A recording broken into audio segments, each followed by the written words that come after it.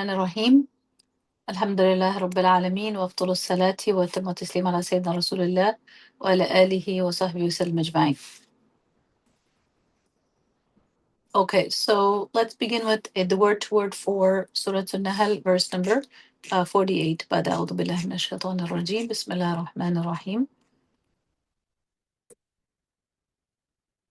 أولم يروا إلى ما خلق الله من شيء يتفيأ ظلاله عن اليمين والشمائل سجدا لله وهم داخرون. So أولم, do they not يروا, see, إلى, to, ما, that which خلق, created Allah. Allah created من, from, شيء, thing, يتفيأ, incline, عن اليمين, incline or cast. There are different meanings you'll find for this word. ظلاله, its shadow, عن اليمين, the right, والشمائل, and its lefts, sujada, prostrating, lillah, for Allah, and whom they, dakhirun, submitting, and submitting in humility. So I'm going to give you two different translations.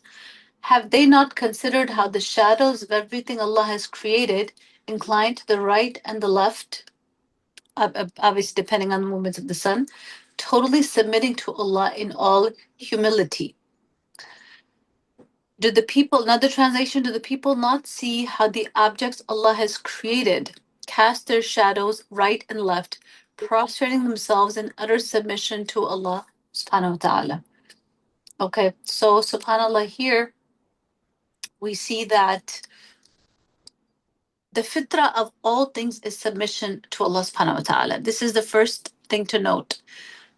We're not talking about human beings here, rather we're talking about objects. And here Allah is drawing our attention to these very objects. That Allah has created objects that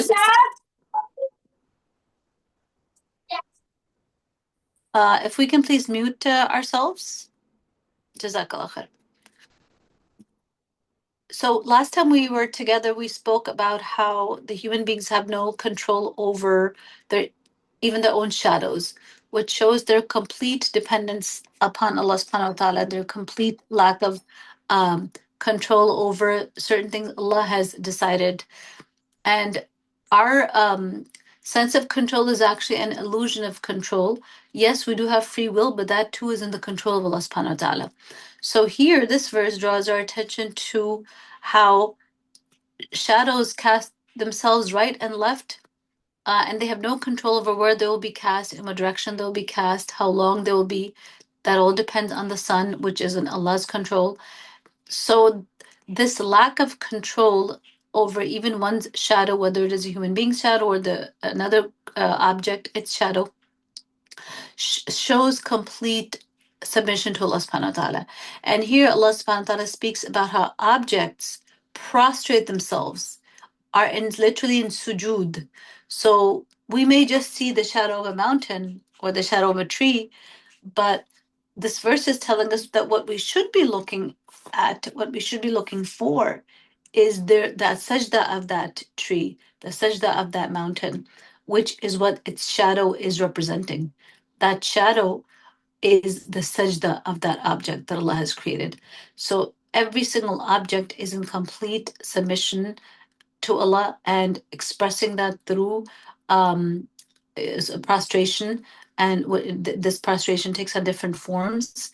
And the form for these inanimate objects, or what we consider inanimate, are these shadows, subhanAllah. So even the shadows have a purpose, right? And it is submission to Allah. It is to be in harmony with the fitrah of things, of creation, which is to be in servitude and submission to the Creator. And Maududi rahimahullah ta'ala, he mentions in his tafsir how the shadow of every physical object, be it a mountain or tree or animal or human being, testifies to the fact that everything is subject to a universal law. All are characterized by subservience to the Lord of the universe, and none has any share of his divinity. That something casts a shadow indicates its materiality. And materiality, in turn, is a proof of it being a creature bound in servitude to God. So here, by materiality, Maududi simply means that it is a creation. And so if it's been created, and all of us have been created without our will, we were not asked before being created. It was not up to us to be created or not. It was not up to our parents to have been, they are not really the direct reason for our existence, right? They're an indirect cause that Allah created.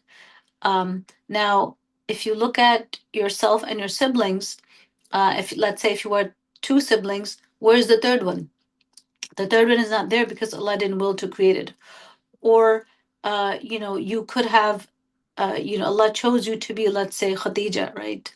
Allah willed that these two people get married and Khadija comes into the world. Allah did not will that these two people get married and, for example, Sumayya come into the world. So every single person is a wise, a decree. They're coming into existence is by the decree, which is always wise of Allah subhanahu wa ta'ala. So our creation is not random. It is not that our parents are, directly or fully responsible for our creation. Allah subhanahu wa ta'ala is the one who fully willed that they become a cause, an intermediary cause of our coming into existence. But if Allah wanted, He could have made someone else instead of me as a child of my parents, and I would never have existed. But He did not will that. He willed that I be the child for my parents. So, we don't think about these things in such depth, but this kind of a verse makes your mind go there, that everything that is created, they don't even have control over their shadows, which are prostrating right and left in complete submission to Allah subhanahu wa ta'ala. Sheikh Sadi rahimahullah, he mentions, have they not seen, referring to the beginning of the verse, have they not seen how the objects that are created by Allah? So he says, have they not seen, meaning those who doubt the oneness of their Lord, His greatness and His perfection, people who are in doubt about Allah subhanahu wa ta'ala, don't they see these things that Allah has created? How their shadows incline and shift to the right and to the left, and they're prostrating in sujood. They're all of them are in a state of prostration and sajda to Allah subhanahu wa ta'ala, submitting to His greatness, submitting to His majesty. They're not in control.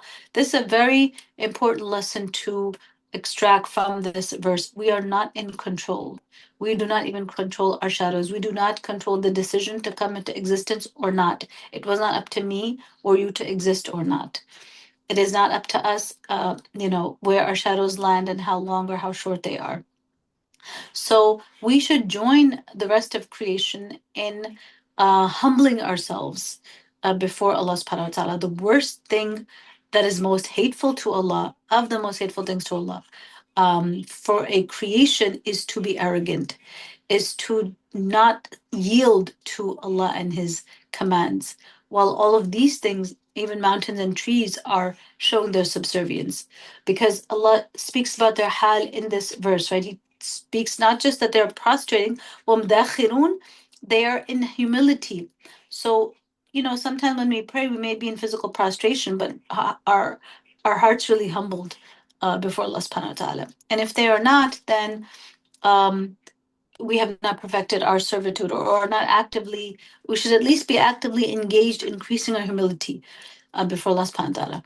And what does that look like? That looks like being humble before His commands, meaning someone who yields to Allah's commands, who gives way, who lets the command take over, who gives up the resistance, who gives up the excuses, who gives up the justifications. That's what it means to submit and to become humble, right? So all these inanimate objects are dakhirun, yani they are not just physically prostrating, but they're in a state of humility. They're subdued and lowly under His control, as Sheikh Sadi mentions. They're subdued and only under His control, under His management, under His irresistible dominion, under His irresistible dominion. There is not a single one among them except that its forelock is in the hand of Allah. So Sheikh Sadi is referring to that concept often in verses. We see Nasiyatun biyadi, right? Or in du'as. Nasiya is literally the forelock or the forehead. And for you to control someone for someone to be controlled by their forelock means that they are in complete control. Even if it's like you take somebody's head and you're dragging them around, you're in complete control of that person, right? So this is a metaphor to understand that everyone is in the complete hand of Allah subhanahu wa ta'ala. Its affair and governance are entirely under his control, just like their existence, their creation was completely an act of divine will. Now, if you look at again this verse, we want to make some observations about this verse. Going back to Sheikh Sadi's point that the entire created order manifests submission to Allah subhanahu wa ta'ala. The movement of shadows is presented as a visible sign of universal servitude. This is a very worthy sentence. I'm going to repeat it. The movement of shadows is presented as a visible sign of universal servitude. This is why we said at the beginning, the fitrah of things is to submit. The fitrah of the human being is to submit. And when we do that, we get closer to Allah and we find peace, which is Islam. And as long as we resist, there will be chaos inside of us. There will be unrest. There will be an inability to fulfill our potential, because our potential as human beings can only reach its highest peak when it aligns with the fitrah that will then facilitate that ascent. What is the proof for this? The proof for this bold statement are the messengers, are the Rusul and the Anbiya. Are they not the human beings that reach their potential? That how is that possible? Because they perfected their ubudiyah, they perfected their servitude, they recognized the fitrah of submission. They realized that the way to be, the way to live, the way to act, the way is to worship Allah, is to submit to Him and to His commands. And when a person embraces the role for which they were created, only then can they ascend in their role. I mean, think about it. If let's take a mundane example, like if a student, for example, doesn't embrace their role of being a student, and they want to be a teacher, right? They haven't, learned the material yet. They haven't mastered the material yet. They haven't passed the exams or gone through that 4 years or so of training, but they already want to be a teacher. Will they be able to ascend to the next level if they haven't completed the first level? So that first level is to align ourselves to embrace the role that Allah has willed for us, desired for us, is pleased with us to express and to cultivate, and that is submission to Allah subhanahu wa ta'ala. And because the Rusul, the Anbiya, they recognize this and realize this, and we know this from the Sirah of Ibrahim alayhi salam, just coming out of the month of the Hijjah, which is all about Ibrahim alayhi salam, right? His sacrifice, the Hajj, his submission. So look at what he achieves. Allah subhanahu wa ta'ala says how he was upon rushd, right? That Allah gave him his rushd. And that what is rushd? It is when your reasoning follows your fitrah, right? As Sheikh Akram just explained to us a couple of weeks ago, is that when you have the fitrah and then your mind actually acts upon it. So you recognize Allah subhanahu wa ta'ala. The people of Fir'aun also recognize Allah subhanahu wa ta'ala, right? But they reject, and there's a verse in the Quran that talks about the recognition, but then it also talks about the rejection of it out of takabbur, out of arrogance. So when you exalt the nafs, when you exalt your desires, when you exalt your ego, your position, your status, your dunya, whatever it is, over the commands of Allah subhanahu wa ta'ala, then it's not possible to submit to Him. Submission has to be total, has to be complete. And once a person embraces their role, once I embrace my role as a student, then I'm going to take my studies seriously. I'm a student. I'm here to learn. I'm going to take very good notes. I'm going to study the material. I'm going to be prepared for exams. And when I embrace that role as a student, it opens up the doors of ascent to becoming a teacher, becoming a principal, becoming a scholar, so on and so forth, right? So we have to become comfortable with yield to and embrace the role that Allah has chosen for us, and Allah has chosen for us to be His ibad and His ima, to be His servants, male and female. Allah wants us and all the universe to submit. The sooner we do that, the sooner we'll be walking on the path of the Anbiya, who recognize their ubudiyah. In the beginning of Surah Al-Isra, Subhanallah Asra bi'abdihi. ليلة من المسجد الحرام والمسجد الأقصى الذي باركناه له. Right, the beginning of Surah Al-Isra. Allah subhanahu wa ta'ala, the most honorific title He gives the Rasul, sallallahu alaihi wasallam, He doesn't say Rasul, He doesn't say Nabi, right? He doesn't say He doesn't even take his name. Rather, He calls him with the highest thing that you can become, which is Abd. Subhanallah Asra bi'abdihi, right? And you've read this point many times, that the greatest thing a person can become is a true slave of Allah subhanahu wa ta'ala, right? So this is the first point, right? Um,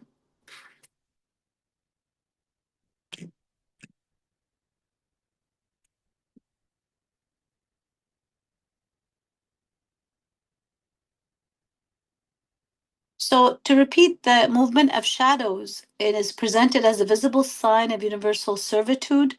Everything in creation, whether animate or inanimate, is under Allah's authority and cannot escape His decree. Okay, very, very important. Everything goes as under Allah's command. What that really means is no one can escape His decree.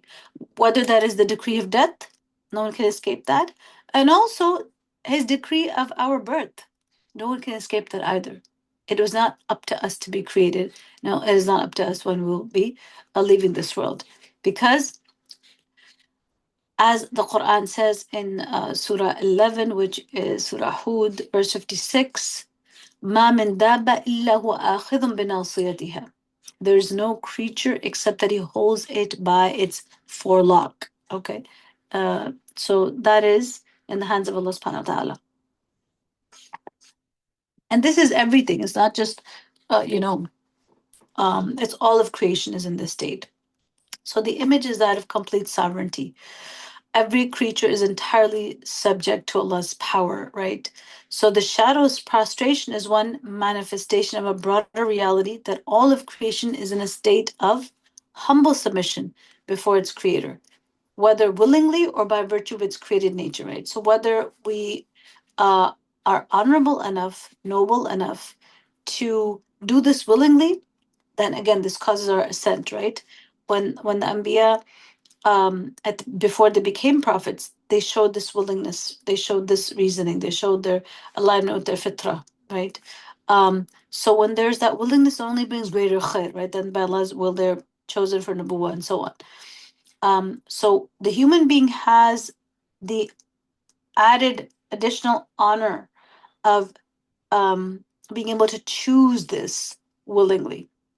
And as for the other non-animate, inanimate creation, then just by virtue of their nature, the way Allah has made them, He made them to submit, right? Um, and the completeness of the submission of all things, or the fact that all things are in submission, rather, is conveyed by the words min shay, right? There is nothing. So that except that it submits. This includes, the stones, the trees, the mountains, as well as, of course, animals, insects, worms, etc. And subhanAllah, when I was thinking about this verse, um, I was thinking how we generally don't think of inanimate objects as being in a state of worship, like stones, for example. Like you don't think that they're in a state of worship to Allah subhanahu wa ta'ala, because we think that they don't have consciousness, right? They don't have a ruh, they don't have consciousness, they don't die. Um, so we think that they have no expression of servitude. But here we see in this verse that even these quote unquote soulless entities, even they worship Allah subhanahu wa ta'ala. And this got me thinking about the other verse. Actually, let me ask you before I give it away, which other verses remind you of a similar concept of inanimate objects being in submission to Allah subhanahu wa ta'ala, or expressing their submission? Can anyone remember? If you remember, you can type it in the chat. Any other verses from the Quran that talk about this concept of what we think is inanimate objects actually? Yes, Jazakallah khair. Very good, Iman. that the rocks break from the fear of Allah. MashaAllah, Jazakallah khair. Very good. Yes, that's actually what I was looking for, right? And this is from Surah Al-Baqarah, verse number 74. وَإِنَّ مِنْهَا لَمَا يَهْبِطُ مِنْ خَشْيَةِ اللَّهِ. Right? Surah Al-Baqarah, verse 74. This helps us to understand the current verse from Surah Al-Nahl, verse 40 that we're doing, right? That stones actually do have some type of awareness of Allah subhanahu wa ta'ala. Otherwise, how would they fall down? Not out of gravity. Allah doesn't say they fall out of gravity. Allah says they fall out min khashyatillah, out of fear of Allah subhanahu wa ta'ala. That means there's something there that we cannot perceive, that they have some awareness that we are not aware of, right? Just because we're not aware doesn't mean that that awareness in them is not present. And the only way we can attest to that is because of this verse of the Quran, right? So it's not that they're falling out of gravity or they're falling because of erosion or other external reasons that we can identify. But the verse is telling us right here in Surah Al-Baqarah, verse 74, that among rocks, which we think are so hard, there are actually rocks that fall down just from the fear of Allah subhanahu wa ta'ala. And Sheikh Sadi's comments on this verse from Al-Baqarah about how Allah mentioned the superiority of stones over the hearts that were being mentioned, right, from those that rejected Allah subhanahu wa ta'ala. He talks about the verse, I'll just repeat it in English. And indeed, among the stones are some from which rivers burst forth, and among them are some that split open, and water emerges from them, and among them are some that fall down out of fear of Allah. So this this is being compared to some people whose hearts are rotten, are hardened like rocks, but then these rocks actually are superior to those hearts that denied. The context was of Bani Israel, who continued to disobey, and that is actually why it is said that continued disobedience hardens our hearts, and that they can become like stones, because then nothing. Yes, Jazakallah khair, Wafia, for that. Yes, and indeed, among the stones are some from which rivers burst forth. This is from Surah Al-Baqarah, verse 74 that we quoted. So, Bani Israel, one of the lessons we learn from them is that continued disobedience, even after clear signs have come, instruction has come, revelation has come, and we have all of these things. And Bani Israel had all of those things, but they continued to disobey and they were stubborn. And one of how do we know if we are stubborn? How do we know we are not yielding to the commands of Allah? How do we know we are not cultivating submission? Well, one of the things we learned from Bani Israel and from all the peoples that rejected their messengers is that they would not listen, just not listening, just not complying, just not admitting the favors, just not acknowledging the favors. They had manna and salwa, food from the heavens coming down to them, but they asked for something else, right? So, not complying, not listening, not obeying, not, considering the other perspective and taking it to heart. Then also not acknowledging the favor that, Allah has done for you or someone else has done for you that you are supposed to be grateful for. So, a great way to remain ungrateful is just to not acknowledge the favor. Just say, yeah, this is how it is. This is how it's supposed to be, right? Just getting used to everything, which is taking everything for granted. And then that type of ingratitude also hardens the heart. And then nothing penetrates, nothing makes an impact. And we seek refuge in Allah from that, because the farthest heart is a hardened heart from Allah subhanahu wa ta'ala, right? So we seek Allah's refuge from that. Okay, now to look at Tafsir al-Quran, to look at other verses of the Quran that explain the current one, about how inanimate objects do have consciousness, although we tend to perceive rocks as being most devoid of consciousness. We tend to think of stones as most devoid of consciousness, but they do have awareness of Allah. They do have this fear of Allah. And so many other verses then pop up when you start looking at this theme, like verse 72 from chapter 33, Surah Al-Ahzab, تُسَبِّحُ لَهُ السَّمَاوَاتُ السَّبْعُ وَالْأَرْضُ وَمَنْ فِيهِنْ, right? Again, a very common verse we kind of gloss over, not putting as-samawat, the seven heavens, as-sab'a, and the earth, in the category of inanimate objects, that much of it is. what we would call inanimate, but Allah is saying that they glorify.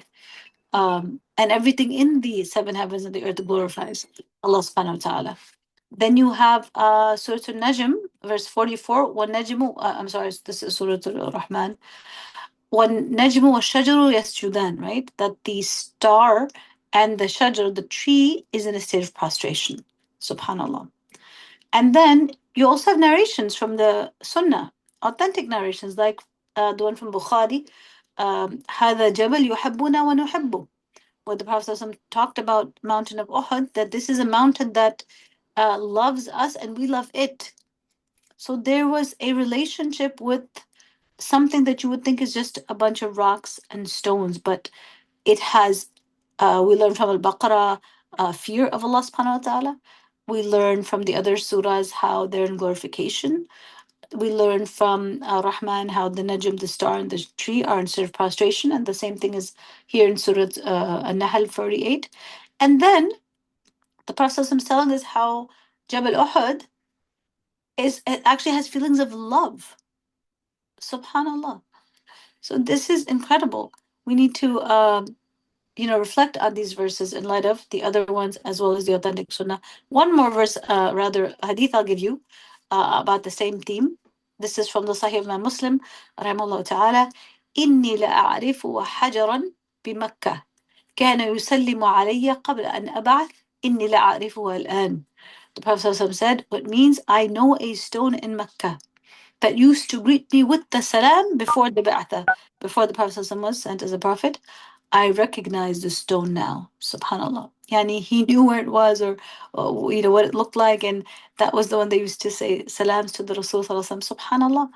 So this is an even greater subhanallah capacity and ability. The objects we think are inanimate, they have here by Allah's will, the ability to even produce speech that is audible to the human being. So the fact of the matter is, and we believe in all of this, right? We believe in this without any hesitation or reluctance because Allah told us so, right? Because the Prophet ﷺ told us so. And just because we can't perceive something does not mean it does not exist, right? Like I've given the example many times of the COVID virus. We couldn't see it, but we know it killed millions of people around the world, right? Same thing with those microorganisms we talked about in Antarctica that have been there for Allah knows how long, right? No one has ever seen them. We don't know how long they've been there, perhaps thousands of years. We don't know how long they will be there for. Microorganisms, subhanAllah, but they are there and, in service of providing benefit to human beings in different ways, right? We talked about this in one of our previous classes. So just because we can't perceive something doesn't mean it does not have an existence. And I think once we had spoken about this, Widad, that actually helped me in figuring this out about, and Widad, please chime in the chat to remind me about the photoreceptors that in the eye that some people have, which allows them to see colors that normal human beings don't see, right? These are completely normal people. And with that, I would love some help in the chat if you can provide anything, if you recall anything. Yani they're normal human beings, and they have some extra cone, I believe it was, in their eye, because of which they can see recessive colors, which are very beautiful, like pastel recessive colors in nature, that us other human beings cannot see. Yes, thank you, Widad. They have an extra cone that allows them to see pastel colors. Oh, subhanAllah, alhamdulillah, I did remember. That's exactly it, right? And I was so fascinated when I found out about this, and I reached out to Widad, and she gave me her professional psychology background on this. And I looked it up, and subhanAllah, I uh, read an account from a woman who has this extra cone, and she was talking about how she prefers to be in a white room because if she enters into a regular room that has colors, it is so overstimulating for her because she can see many more colors than we can see in the same exact room, in the same exact nature scene. And she also, I think, spoke about the types of, or the range of colors she has seen in sunsets. How the most beautiful thing she has ever seen is like a sunset, because she see, and we think sunsets are beautiful, and they are. But she can see colors that we can't see. Subhanallah, amazing, amazing. How, these are glimpses Allah gives us as proofs of the ghaib, that there's so much more than we can perceive right now. But we'll be created with extra abilities of perception to enjoy paradise. Because without it, we wouldn't be able to see all of it, even, let alone taste it and feel it, and so on and so forth, subhanAllah. And then there are neurological perceptions. And again, if Widad wants to add anything on this, um, some people are able to see patterns that we don't see, especially with numbers. Like, with surahs of the Quran, subhanallah, there's someone in our community who is incredible at looking at the number of the surah and how it's related to its meaning, because it corresponds to another verse of that surah, and the chapter number, it has a corresponding relationship with a chapter number from the back. I'm probably not even explaining it properly. um, and I was discussing with my husband, and subhanAllah, we were reflecting on how different people have this ability to see things, to see patterns, to make connections, to see colors, um, that we simply can't. Um, and I believe children that are on the spectrum, on the autism spectrum, they're very good with numbers, right? Um, subhanAllah. So the point of all of this is, just because we can't perceive the stone's sense of awareness, doesn't have one. In fact, today we've learned it does have one, because um okay, synthenesia. Okay, I don't know what that is, Rita. If you could please explain that in the chat or by voice. It's up to you. I'll give you a moment. Assalamu alaikum. Salam. Welcome. Thank you. Synesthesia is a cross-wiring of sensory neurons. So people with synesthesia can see movement. They can hear movement. Like if they see a bird hopping, they can hear it.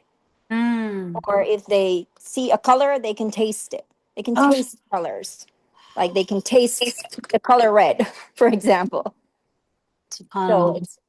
it's amazing. SubhanAllah. And how common or uncommon is this in the population? Do you have an idea? It's very uncommon. It's cross wiring of certain senses. I would have to look it up, but it's not very common. Okay, okay. I would love for you to share that in the chat or next week, subhanAllah. Yeah. Oh, it says 4%, about 4% of the population has Wow. some cross wiring. Wow, subhanAllah, subhanAllah. And if you would meet someone like that, you would think that they're crazy, that there's something wrong with them, need to get checked out.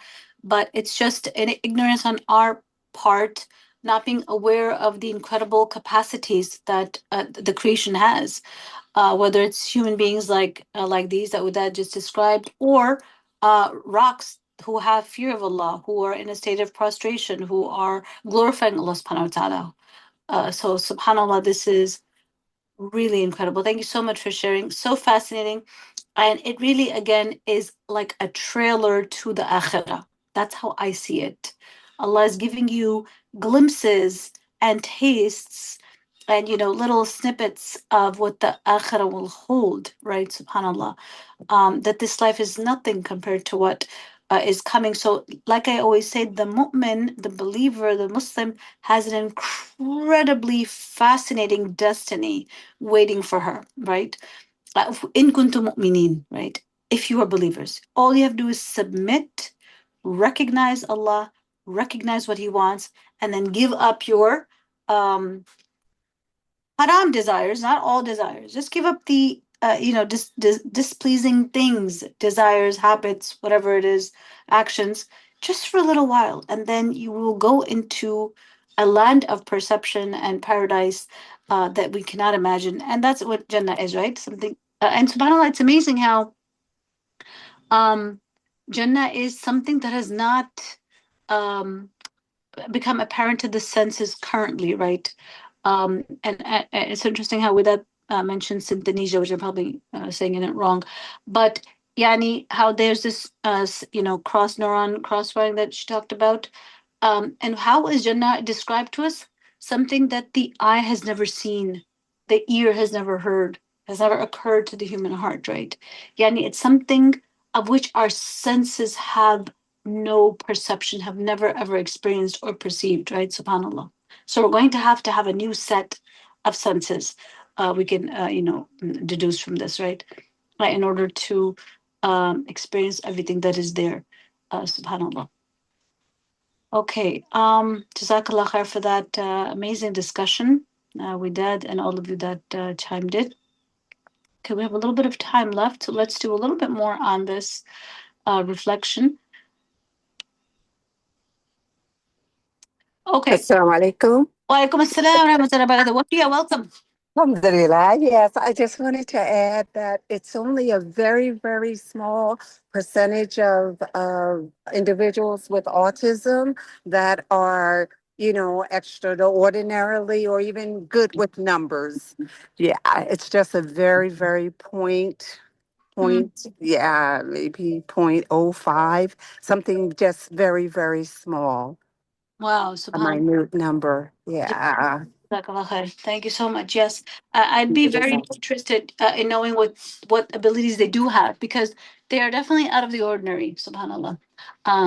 And it's not that something's wrong with them, it's just that they're so gifted in a way that we don't understand, right? Jazakallah khair. Thank you for that. Yes, yes, and that's why they call it a spectrum. Yeah.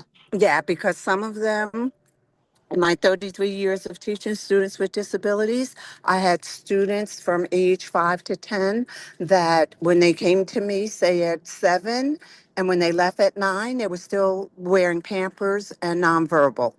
Then I had others who should have been, say, academically on a third grade level, and they were on a second grade level. So, yeah, some are very behind, some are not as much behind. So it's a spectrum. So it's just very hard to tell. Yeah, hard to gauge. Jazakallah khair. I really appreciate your participation, and speaking from experience. Thank you so much, Sister Wafia. Okay, so back to the original verse. It's interesting how Allah doesn't mention the objects themselves in this verse, right? But He talks about their shadows. Um, so it's not the creature, but it's the shadow, which is something an entity or a creature has even less control over than their movements, right? So yes, we have some control over our movements. Animals have some control over their movements, but no one has control over their shadows and where they're going to fall, on the right or the left, which is what's so interesting in the verse, that it talks about how their shadows are cast to the right or to the left, depending on a factor that they don't control at all, right? The sun. Um, so subhanAllah, here the implication is that even these shadows are incomplete, subservience to Allah, subhanahu wa ta'ala. Okay, let's look at Surah Al-Ahzab, verse 72, in relation to this, because again, it talks somewhat about the awareness of the heavens and the earth, right? Or the earth and the mountains, and the heavens actually. Some of you already may have guessed what verse I'm going to speak about. Surah Al-Ahzab, verse 72. إِنَّا عَرَضْنَا الْأَمَانَةَ على السماوات والأرض والجبال فأبين أن يحملنها وأشفقن منها وحملها الإنسان إنه كان ظلوما جهولا. We offered the trust to the heavens and the earth and the mountains, but they refused to carry it and were afraid of doing so. But the human being carried it. Surely he is wrongdoing, ignorant. Subhanallah. So this is a very, very loaded verse. We could spend so much time on it. But here, Allah is referring to how He offered the amana, right? Inna aradna al-amana. What is this amana? Well, it's explained as the trust or the moral responsibility to carry out all the ahkam, all the commands, all the duties that Allah subhanahu wa ta'ala has obligated. That's called amana. And this was offered to the heavens and the earth and to the mountains, but they declined to bear it and were afraid of it. فَأَبَيْنَ أَن يَحْمِلَهُ. Aba means to refuse, right? Declined. أن يحملنها, to bear it. وأشفقن منها. أشفقنا يعني they were afraid of it. They were afraid of the punishment of Allah subhanahu wa ta'ala if they failed to fulfill that trust. وحملها الإنسان, but the human being bore it. Verily, he was unjust himself and ignorant of its results. So, subhanAllah, the reason we're citing this verse is, again, it speaks to the not agency, but the awareness of the heavens and the earth and the mountains. Perhaps we can argue agency as well, right? Because Allah is offered this trust to the heavens, to the earth, to the mountains, and they declined out of fear, right? They were afraid to become unfaithful to it. They were afraid of not being able to fulfill it, right? But the human being, who is a lot less strong, right? Who's much weaker than these mountains and this the heavens and the earth, right? The human being took it upon himself or herself, and then failed, right? Every time there is disobedience to Allah subhanahu wa ta'ala, there's a failure of fulfilling that amana. Because this is kind of difficult to understand, because we're not asked to be born, right? But then when Allah created us, because it was His will to create us and not someone else in place of us, and then becoming born, and especially being born into a Muslim household, as a Muslim, we are immediately we have certain duties in whatever role we are born into, as a father or mother that we eventually become, as a son or a daughter that we're born as. So there's not, we don't have any control over this. But when the point that a person becomes unjust, it's when they have learned their duties and responsibilities and then choose to not fulfill them, right? This is where the injustice against one's self comes in, the dhulm against the self comes in, and being jahil, being ignorant of what result and consequences is going to bring upon them in this world, even before the akhirah, right? What kind of life will a person that is heedless of Allah and disobedient, what kind of life do they lead before its results become apparent in the next world? Maudud rahimahullah, he states in this regard, we can neither accurately know or comprehend the true state of God's relationship with His creatures, right? Like referring to the sun, the moon, or the earth, the heavens, the mountains. For us, the earth, sun, moon, and mountains appear to be deaf and dumb. That may, however, not be the case in the relationship with God. This is the key part, right? This may not be the case in the relationship with God. It is therefore likely that when God asked them to bear this great responsibility, they trembled with fear and expressed their inability to do so. They may even have petitioned God that they would prefer to remain His subservient creatures, unencumbered with free will and choice, unhindered. And they didn't want the burden of free will and choice. Alternatively, they may have declined the offer of free will, fearing that they might not be able to acquit themselves of the responsibilities flowing from it. So here the implication is that amana is the free will, right? Along with those responsibilities. Wallahu alam. Sheikh Sadi about this, he says, Allah Most High magnified the significance of the amana, which He entrusted to those morally responsible. This trust consists of obeying His commands and avoiding His prohibitions, both in private and public. Okay, so the amana are His commands. What is the amana that Allah offered to the heavens and the earth and the mountains, and they refused, and the human being accepted it? What have we accepted? What is this amana? It is the commands of Allah subhanahu wa ta'ala. So the trust consists of obeying His commands and avoiding His hurumat, His prohibitions, in private and in public. Allah informed us that He presented this trust to the mighty creation. This is Tafsir Shaykh Sadi. Allah informed us that He presented this trust to the mighty creations, the heavens, the earth, and the mountains, as an offer of choice, not as a compulsory imposition, right? Because obviously, if Allah was imposing that on them, then they have no choice except to submit. If Allah wills something, then it happens. But it was given as a choice to the heavens and the earth, right? That is, if they were to undertake it and fulfill it properly, they would receive reward. But if they failed, they would incur punishment. But they refused to bear it and were fearful of it, meaning they feared that they would not be able to discharge what would be required of them if they accepted it. The refusal was not out of disobedience to their Lord, nor out of disregard for his reward. Okay, that's a beautiful, beautiful statement, right? The refusal was not out of disobedience to their Lord, nor out of disregard for his reward. It's just that they were afraid that they would not be able to fulfill it.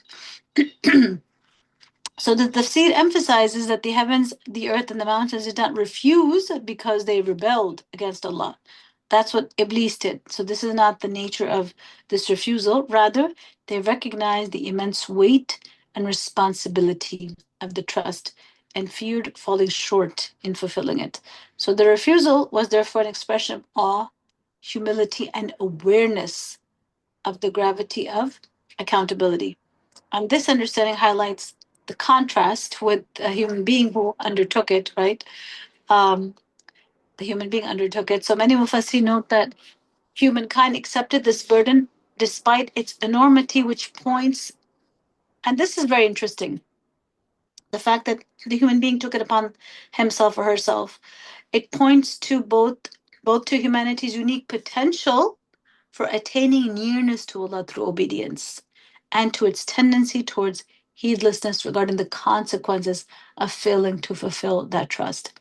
This last point is actually an immense point. SubhanAllah. The fact that we have this these this opportunity or these commands, we have this amana, we did not we are bearing it.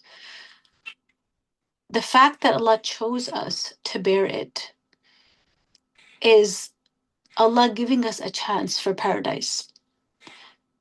So it is not cruel that Allah created us and that without our will, without asking us. It is not cruel that Allah, made certain commands, duties, an obligation upon us. None of these are cruel. When you go to a university, a Ivy League university, let's say, right? And if you look at the workload for, like, let's say, medical school, it appears cruel. It appears overwhelming. It appears like it's too much. It appears like it's unfair. It appears like it's asking too much of a person, right? In terms of the sacrifice they'll need to make, the time they will have to invest, all the parties they will have to miss, the hard work and the sleepless nights and all that will go into it. But people choose to do it willingly. No one forces someone to, follow a certain career path. They make all those choices voluntarily because they know what's waiting for them at the end. It's that medical degree, it's that comfortable life, it's that beautiful house, it's that status, whatever people are doing it for, right? The difference between us and that student is that the student knows what's waiting for them at the end. We don't know what's waiting for us at the end in Jannah. Well, yeah, we know what's Jannah, inshallah, but we don't know what's in it, right? But Allah knows what's in it. He wants to give us the chance to earn it. So, Him creating us without our will, without asking us, is not cruelty or unfairness or something we're stuck with. Rather, it is the greatest expression of His rahmah. It is the greatest expression of His mercy because He wants to give us the chance to earn the greatest place that His mercy lives and manifests itself and is eternal in His paradise. SubhanAllah.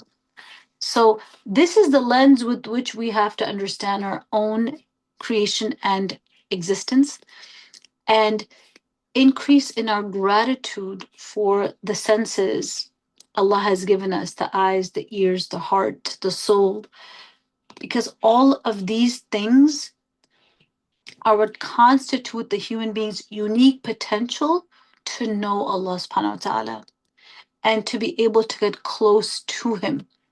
And I had mentioned this, I think, in the last session, that it is incredible to think that you and I sitting in our rooms, in our desks, in some state of this country, right, here on planet Earth, have the ability to connect and get close and be intimate with the Lord of the throne, Rabbul Arsh al-Azim.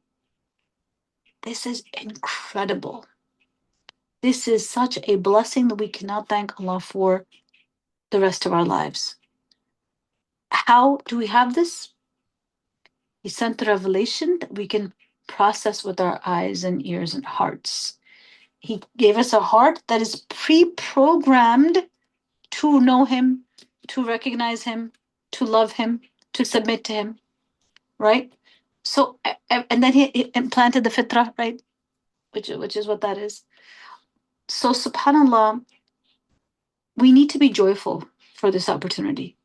We need to be joyful for this potential, but also be wary, also be cautious, also be afraid of what the heaven and the earth and the mountains were afraid of, which is failing to fulfill that trust of obedience to His commands. We need to be afraid and concerned for that tendency towards heedlessness, that tendency towards laziness, that tendency to get tricked by shaitan, that we don't have potential, that we don't have ability, that we cannot ascend to Allah subhanahu wa ta'ala. So that ghafla, and that regarding the consequences of failing to fulfill that trust, not just failing to fulfill His commands, but also being negligent about it, not caring, becoming heedless, not caring about our shortcomings with regards to His commandments, His that He has made as, like, they're the hidden doors and pathways that lead to paradise. We need to recognize those, right? Okay, so alhamdulillah, with that, we conclude for today. SubhanAllah, we only got through one verse. I didn't realize it was going to be such an intense discussion. But alhamdulillah, I appreciate your participation. It always makes for a better class. And inshallah, with that, we will see you next Wednesday. If there are any other comments or questions, I will be happy to hear from you. Jazakallah khair for all of those that participated. Sister Iman, Sarah, Sister Wafia, Widad, Nafisa. Jazakumullah khairan, and the rest of you for joining. I wasn't sure if you guys wanted to have the class today because there was almost no one here at the beginning, but khair inshallah, you came through. سبحانك اللهم بحمدك لا إله إلا أنت نستغفرك ونتوب إليك. السلام عليكم ورحمة الله وبركاته.